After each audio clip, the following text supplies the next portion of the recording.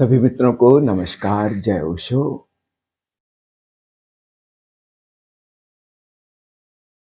आज से करीब 55 साल पहले सन 1968 की फरवरी में ओशो ने एक अद्भुत ध्यान शिविर लिया था गुजरात के एक छोटे से गांव आजोल में। उस जगह का नाम उन्होंने रखा था संस्कार तीर्थ। वहां की जो संचालिका थी, बाद में वे ओशो की प्रथम सन्यासिनी बनी। आप सब जानते होंगे उनका नाम मां आनंद मधु। 2 वर्ष पहले ही उनका देहावसान हुआ है। पूरे जीवन में ओशो के कार्य में लगी रहीं। 12 साल तक उन्होंने ऋषिकेश में रहकर बाद में मौन साधना की।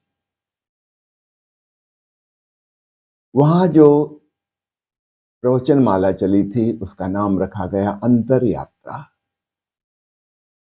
न केवल थ्योरेटिकल बल्कि प्रैक्टिकल ढंग से ओशो ने एक एक सोपान, एक एक सीढ़ी समझाई, कैसे हमें बाहर से भीतर की ओर जाना है, स्थूल से सूक्ष्म की ओर जाना है, इस शरीर के कौन कौन से मुख्य केंद्र हैं और क्रमशः हमें पेरीफेरी से सेंटर की तरफ जाना है।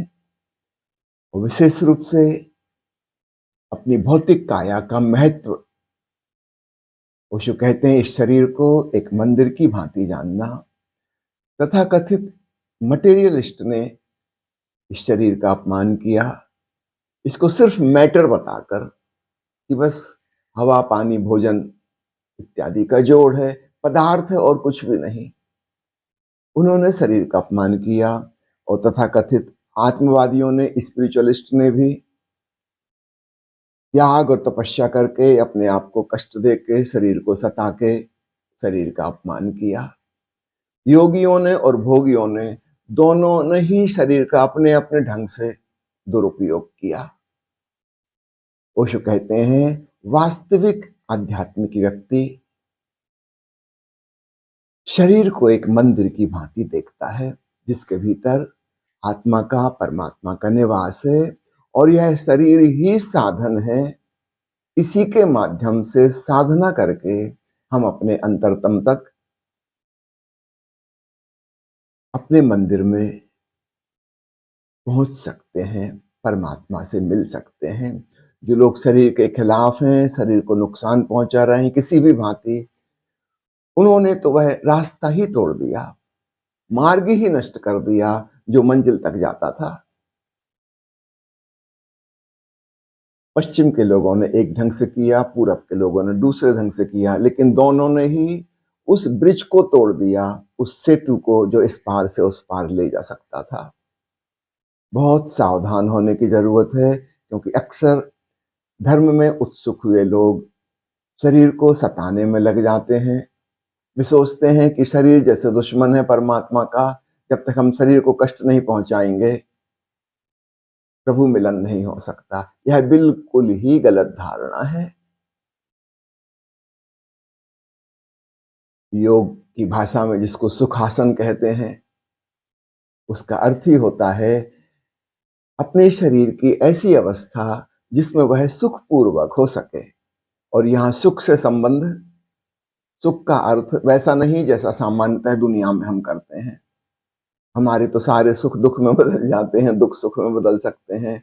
नहीं, यहां पर सुख से मतलब है एक शांत निरुत्तेजित शरीर की दशा।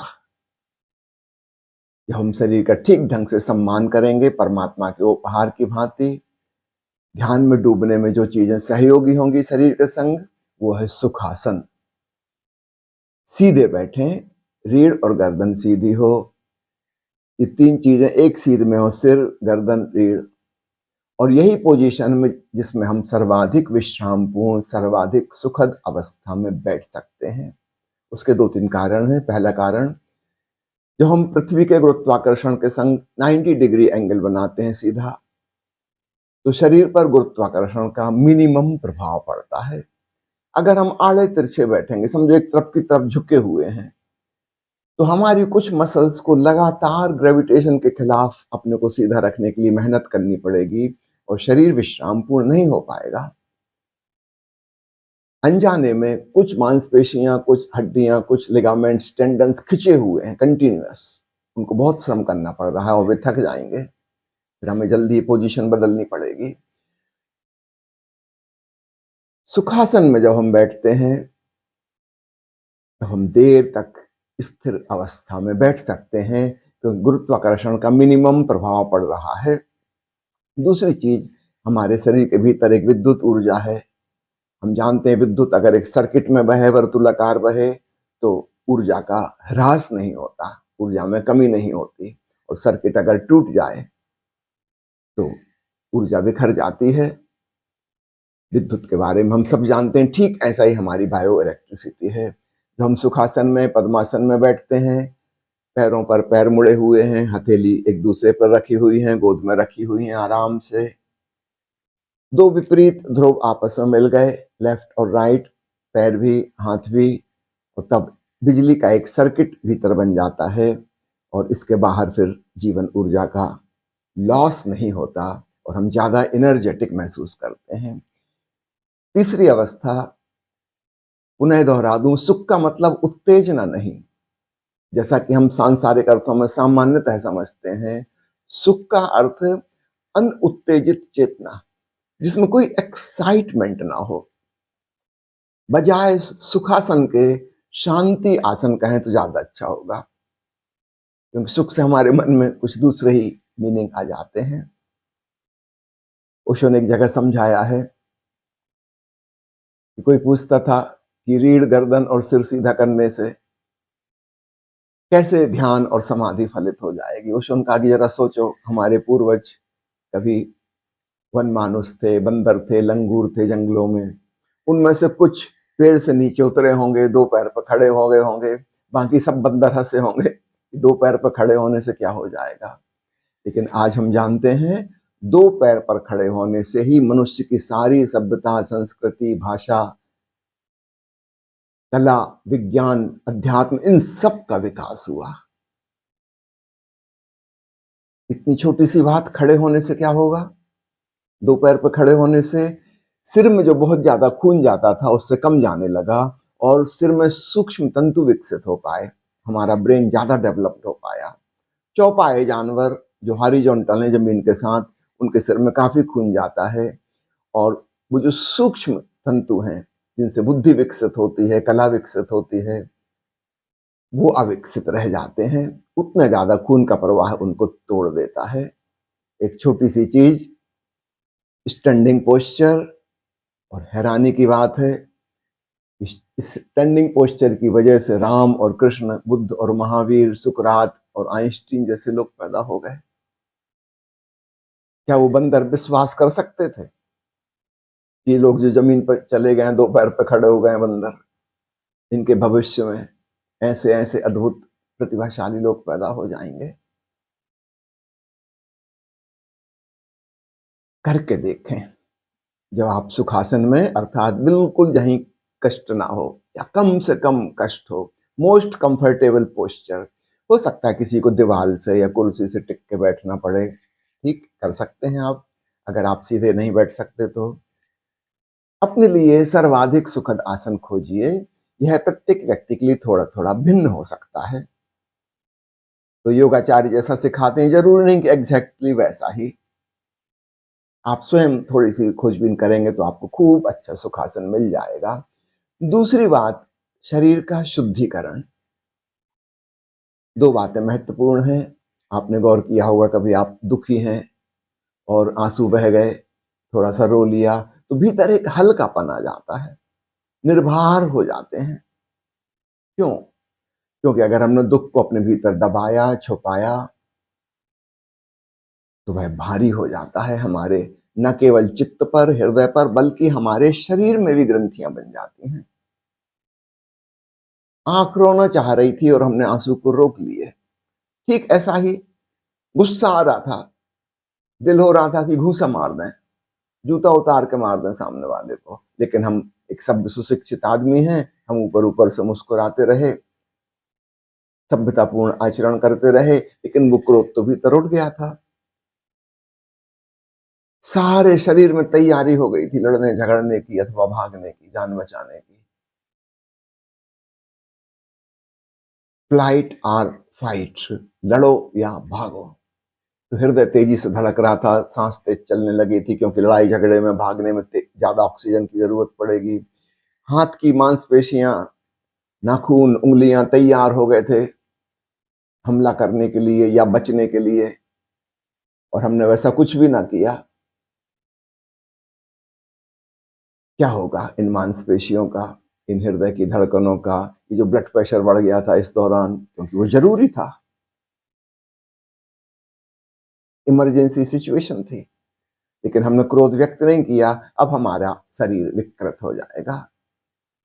विशेषकर मनुष्य के दांत, नाखून, जहां से सब जानवर हिंसा करते हैं, भागने की जो मांसपेशियां हैं पैरों की, हृदय की गति, फेफड़े, ये खास रूप से अफेक्टेड हो जाएंगे, रुग्ण हो जाएंगे, क्योंकि यहाँ पे कुछ दबा हुआ पड़ा है। शरीर का शुद्धिकरण बहुत जरूरी है साधना में डूबने के पहले, और इन दमित आवेगों का विसर्जन रेचन के द्वारा, कैथारसिस के द्वारा आवश्यक है। ये मांसपेशियां अपना काम कर लें, आप एक एकांत कमरे में अपना घूंसा चला लें, लातें फटकार लें, चिल्ला लें, चाहे बिना आवाज के। पूरा एक्शन ऐसा करें कि आप चीख रहे हैं, चिल्ला रहे हैं, और आप पाएंगे वो दमित आवेग जो था वो बह गया, निर्जरा हो गई, और शरीर हल्का फुल्का हो गया, मानो आकाश में उड़ सकता है। एक प्रकार का आंतरिक स्नान हो गया। नॉर्मली जब हम कहते हैं शरीर का शुद्धिकरण, हमें ख्याल आता है कि पानी से नहा लेना। ठीक है, वो भी अच्छी बात है, उससे भी फायदा होता है। लेकिन यह आंतरिक स्नान भी हो, जो भी हमारे भीतर दमित था, 5-10 मिनट में उसको बहा दें। किसी का कोई नुकसान नहीं हुआ, आप किसी पर क्रोधित भी नहीं हुए, इसका कोई चेन रिएक्शन भी नहीं होगा, और आप क्रोध से मुक्त भी हो गए। रोना आ रहा है, रो लें, आंसू को बह जाने दें, और आप पाएंगे भीतर बहुत हल्कापन आ गया। शरीर के शुद्धिकरण के संबंध में अगली बात है, हम जितने ज्यादा शरीर से आइडेंटिफाइड हैं, हम सोचते हैं कि यह शरीर ही मैं हूं, शरीर उतना ही अशुद्ध हो जाता है। क्योंकि इस आइडेंटिफिकेशन की वजह से, तादात्म्य की वजह से शरीर को विश्राम नहीं मिलता। अगर हम भाव करते हैं दृष्टा होने का, साक्षी होने का, कि मैं चैतन्य आत्मा हूं, शरीर के भीतर विराजमान आत्मा हूं, मैं शरीर को जान रही हूं, मैं शरीर नहीं हूं, तो एक दूरी निर्मित होती है, शरीर और चेतना के बीच फासला निर्मित होता है। इससे हमको आत्मज्ञान की तरफ भी प्रेरणा मिलती है, और शरीर हमारा विश्राम कर पाता है। 24 घंटे हम शरीर से कुछ काम नहीं लेते, वरना हम शरीर को कुछ ना कुछ क्रिया में लगा के रखते हैं, हमारा शरीर एग्जॉस्ट हो जाता है। तो सुखासन का खूब उपयोग है, शरीर के शुद्धिकरण का उपयोग है। और तीसरी बात, शरीर के भीतर से अनुभव करना शुरू करें, आंतरिक अनुभूति। ये मेरा हाथ है, जैसा आप जानते हैं मेरे हाथ को, क्या मैं आंख बंद करके अपने हाथ को जानने की कोशिश करूं तो कुछ भिन्न एहसास नहीं होगा? निश्चित रूप से भीतर से मैं भी शरीर को जानूंगा, हाथ को जानूंगा, लेकिन वैसा नहीं जैसा कि फोटोग्राफ में दिखाई देता है, जैसा कि दूसरे की आंखों में दिखाई देता है, जैसा आईने में दिखाई देता है। अक्सर हम अपने शरीर को भी वैसा जानते हैं जैसा कि वो बाहर से दिखाई देता है।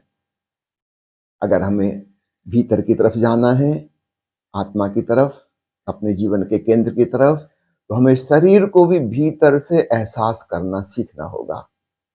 तो आज हम यहाँ पर जॉगिंग करेंगे, प्राणायाम करेंगे, नृत्य करेंगे, आपसे निवेदन है कि शरीर को भीतर से महसूस करना।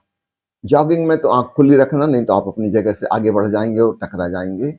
नहीं, जॉगिंग में खुली आंख, उसके बाद आंख बंद कर लेना। कोई व्यायाम करेंगे, भीतर से महसूस करना कि ये व्यायाम करते हुए हाथ, पैर, गर्दन, शरीर, पेट, छाती कैसा लग रहे हैं भीतर से। याद रखना, वह अनुभव केवल आप कर सकते हैं। वह आपका बिल्कुल निजी अनुभव है। आप किसी को बता नहीं सकते, समझा नहीं सकते, किसी को दिखा नहीं सकते कि मुझे कैसा लगता है। वह देखना भीतर से, आंखों से देखना तो नहीं है, उसमें कोई रूप और आकृति तो समझ में नहीं आएगी, फिर भी होने का एहसास होगा। कुछ तो है, हम उसे नाम नहीं दे सकते वो क्या है। एक मजे की बात है, हर व्यक्ति अपने आप को सुंदर समझता है और उसकी वजह यह है कि भीतर से उसको सौंदर्य का एहसास होता है। अगर दुनिया में आईने ना होते, अगर मान लो दुनिया के सारे लोग अंधे होते, याद रखिएगा फिर कोई भी कुरूप ना होता। भीतर से तो हमें सौंदर्य का एहसास होता है, अद्भुत सौंदर्य का एहसास होता है हर व्यक्ति को। इन भीतरी एहसासों को पकड़िए, भीतर से क्या महसूस होता है। जब शरीर गति कर रहा है, समझो आप नाच रहे हैं, धीमी गति से नाचना, बहुत तेज नहीं, ताकि आप भीतर से जो एहसास हो रहा है उस पर जोर दे सको। धीरे धीरे आप पाओगे आप शरीर के साक्षी होने लगे और आपकी यात्रा अंतर यात्रा होने लगी।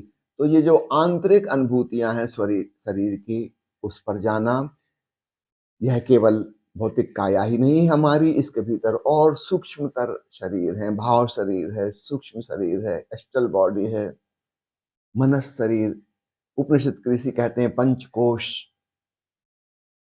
अन्नमय के बाद प्राणमय कोश, उसके भीतर और भीतर और भीतर। ओशो ने 7 हिस्सों में बांट कर भी समझाया है। सबसे भीतर परमात्मा है, महाशून्य है। लेकिन वहां तक पहुंचने के लिए हमें क्रमशः, जैसे प्याज की परतें होती ना, एक एक परत के भीतर जाना होगा, जाना होगा, जाना होगा। सारी परतें खुलती जाएंगी, खुलती जाएंगी। अंत में क्या बचेगा अगर हम प्याज की सारी परतों को खोल दें? कुछ भी नहीं, शून्य। वहां तक पहुंचना है। लेकिन याद रखना, इसमें ये परतें बाधक नहीं है, सहयोगी हैं। इन्हीं को खोलते खोलते खोलते तो हम भीतर जाएंगे। जब हम अपने स्थूल शरीर को भीतर से महसूस करते हैं कि कैसा है, तब हमें अपने उस जगह पहुंच गए जहां से स्थूल शरीर भीतर से नजर आ रहा है और हम सेकंड बॉडी को बाहर से देख रहे हैं। फिर यही प्रक्रिया हम उसको अपनाएंगे, तो हम सेकंड बॉडी को भीतर से जानेंगे। जैसे आप अपने मकान को भीतर से जानते हैं, बाहर से जानते हैं। हर चीज के 2 ढंग हैं, एक बाहर से, एक भीतर से। जब आप सेकंड बॉडी के भीतर पहुंच जाएंगे, तो थर्ड बॉडी को बाहर से जानेंगे। क्रमशः थर्ड के भीतर पहुंच जाएंगे, थर्ड को भीतर से जानेंगे, फोर्थ को बाहर से जानेंगे। ऐसे एक एक प्याज की परत के हम भीतर खिसकते जाएंगे, खिसकते जाएंगे। तो यह भौतिक काया आदरणीय है, सम्मान देने योग्य है, क्योंकि यही अध्यात्म की साधना का साधन है। साधन और साधना एक ही धातु से बने हैं। अगर यह भौतिक काया ना होती, हम कभी भी आध्यात्मिक यात्रा नहीं कर सकते थे।